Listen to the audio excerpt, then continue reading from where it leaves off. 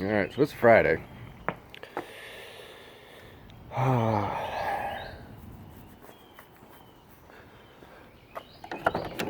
Yeah. Got a fuel pump. Put in this thing. I'm not at all excited about, but fortunately I did a little bit of pre-gaming on it. A little bit. Last night. I'll crawl up underneath of you. I'll show you. So, see all that. It's a liquid wrench. First thing you're going to need to do before you bother with disconnecting the electrical or anything else, make sure that these bolts come loose. Because if you can't get those bolts loose, you're going to need to buy a new set of hangers. And I'm not entirely sure that you can buy just the hangers, or if you got to buy the straps and the hangers for this thing. I'm sure somebody will have something to say at some point in the comment sections on this thing. But yeah, if those are crusty, I'd either hit the wrecking yard for a new set of hangers or hope that the part store can get some.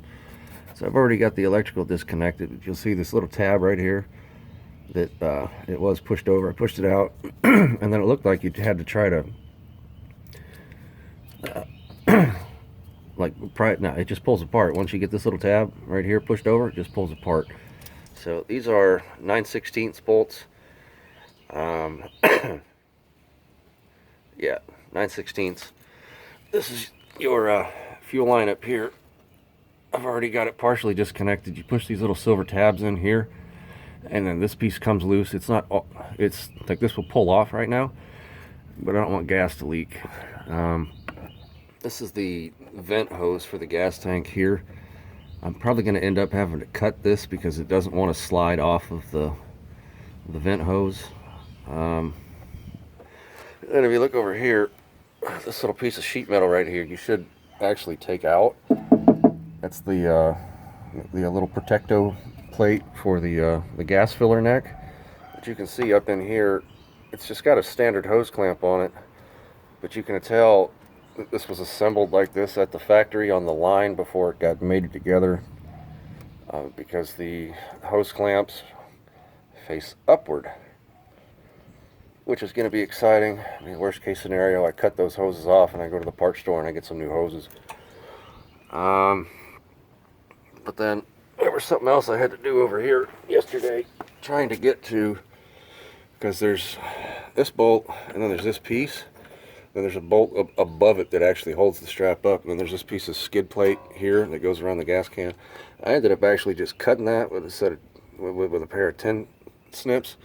Because if you look up here, that piece of sheet metal, again, is tucked underneath the tow hitch, and I'm not trying to take this tow hitch off of it. I just want to drop the gas tank. So you got your electrical, you got your gas line, you got your vent. What I've got to do next is get this upper bolt above this to hopefully come loose, and work on those fuel lines, and then literally just work these two bolts and until I can lift the tank up, which, Jesus, this thing's probably still got a half a tank of fuel in it. That's exciting. Catch you in a minute. Alright, so I apologize, my air conditioning is running. These hose clamps are proving to be a pain in the ass. However, you can grab a hold of them with a pair of channel locks and spin them around. I got that one loose. I'm still working on getting this one to a spot where I can get my 7mm ratchet up in there. Good times, said nobody ever. Alright, something I forgot to do.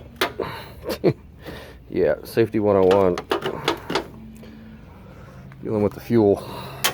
Disconnect the negative of the battery. This right here is going to be your pressure purge. Press that in. As you can see, it's a little bit leaking.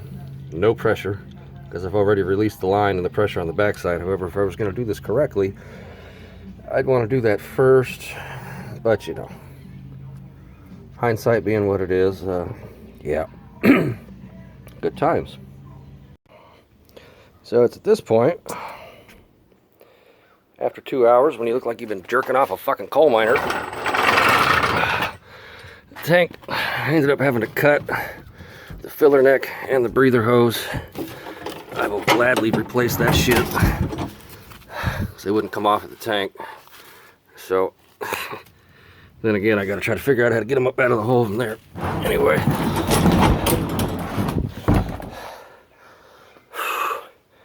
Fuck me. Alright, I gotta clean all this shit off of there so it doesn't end up down inside of the gas tank. I'll blast that with some, yeah, I might actually hit this with my blower first, blow all that shit off, and then blast it with some carburetor cleaner or something. Fuck. Alright, so once you get that all cleaned out, something you're going to pay attention to is this little clip right here. This clip compresses on both sides. You're going to want to reuse both this piece of fuel line and this little clip. Very carefully, I'm going to have to lift it from the inside to get it over the nub there, because I don't think the new fuel pump has one of those. Anyway, I'm going to use a hammer and a screwdriver, tap against that to get this loose, move this vent hose out of the way best I can, and see about putting the new unit in, or getting this one out at least. Fuel pump out. This whole part of the fuel pump in here was all full of gas. Dump that back in there. Get over here to the new unit.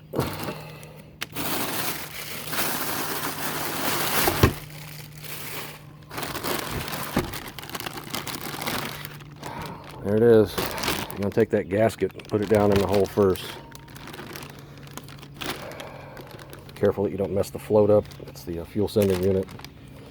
Alright, let's put this piece back in so there's not a big gaping hole in the gas can, and then I'll take the filler neck and the breather hose off and go get some.